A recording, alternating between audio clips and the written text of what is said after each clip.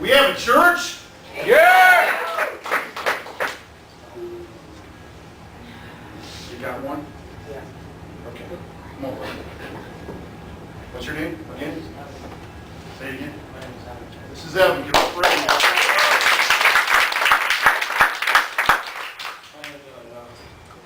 So my life practically began in 1993 when my mom was clean, sober, and my dad was currently in a band from the 80s. As a child, I was diagnosed with autism, which is still within me today, which I found out later in 7th grade. And it still haunts me to this day a little bit, but not as much. And as I got older, I realized that my mom was becoming an alcoholic, a person I have not known, and I kept asking God if there was some way we can still stay together and have her go to rehab. She wouldn't budge, which ended up a few years later this year, having my parents split up, which got me to a point where I just bruised up at the wall, just smashed everything up, and I just couldn't find God in my soul anymore. He was just vanished from my life, and Satan, actually the devil, became a part of me, which I did not want to happen. And then I was at a church, and I was just looking, saying, why am I here? The pastor just says that you're here to find God again. I said, well, I can't find him. And I regretted to this day that I left the church without giving a simple answer. And so I smoked a few, I did weed, which really got me screwed up, and because of what I did, it was like a few years ago, it just tortured me to this day because I just couldn't find God. And my friends all take advantage of me because of who I am. And it just did me back to right where I started, because everyone just keeps money from me, takes albums, just adds everything. And I read this passage in the Bible, just rereading the Bible, and I can't remember what it was. If I had a Bible, I would remember it. And it says, I can't remember what the passage says, but it really got to me, and it just got me back going to church and saying, I need to pass this, and it worked. And as growing up, I've also dealt with my mom,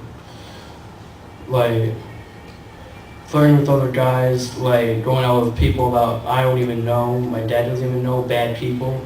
And to become a mother that I didn't even know. And to this day, I still can't forgive her for what I did. But God can. And now, even though she can't forgive me for what I did, from smoking pot or two, from age 14 to 15, God can forgive me. I just hope someone out there that to accept me for me, and because that Mommy High School is where I come from, everyone just took advantage of me, just stole the money from my hands, took part of my life away. My cousin literally raped me one day on January last 2 years ago. I was literally violated, and it haunted me for a long time, which got me I couldn't even get out of bed for about a week.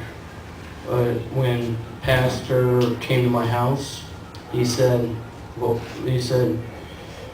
it's a week past, you gotta pass it, and just start coming to our church again and just re-find God.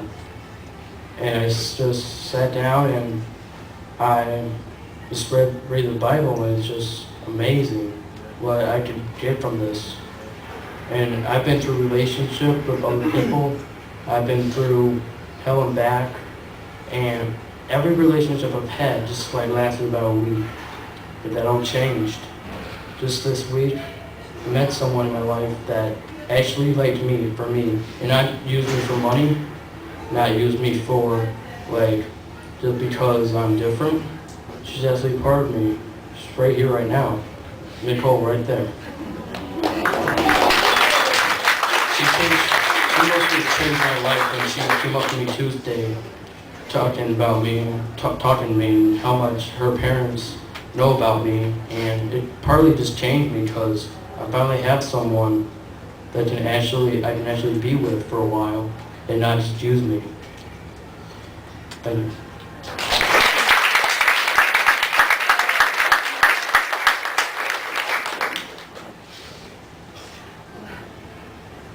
I don't know what to say after that. That's awesome, Lord, man.